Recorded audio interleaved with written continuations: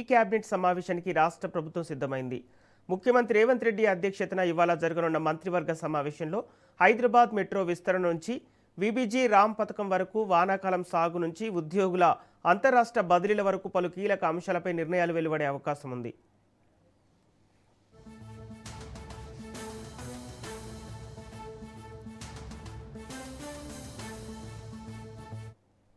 రాష్ట్ర సచివాలయంలో జరిగే కేబినెట్ సమావేశాన్ని పూర్తిగా డిజిటల్ విధానంలో నిర్వహించనున్నారు. గత కేబినెట్లో తీసుకున్న నిర్ణయం మేరకు ఇకపై మంత్రివర్గ సమావేశాలన్నీ ట్యాబ్ల ద్వారానే నిర్వహించనున్నారు. ముఖ్యమంత్రి సహా మంత్రులందరికీ ఇప్పటికే ట్యాబ్లు అందజేశారు.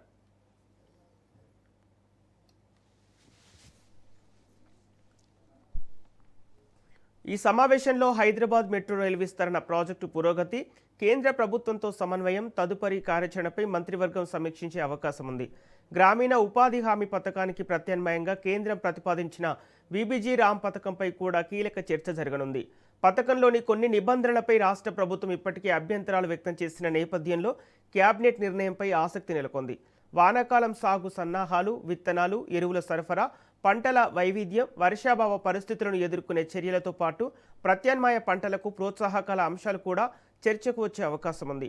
ఆంధ్రప్రదేశ్, తెలంగాణ రాష్ట్రాల మధ్య స్థానికత ఉన్న ఉద్యోగుల పరస్పర అంతర్రాష్ట్ర బదిలీలు, హైదరాబాద్ కోర్ అర్బన్ ప్రాంతంలోని ఎస్ఐజీ హౌసింగ్ ప్రాజెక్టుకు సంబంధించిన ప్రతిపాదనలపై కూడా మంత్రివర్గం కీలక నిర్ణయాలు తీసుకునే అవకాశం ఉందని అధికార వర్గాలు చెబుతున్నాయి.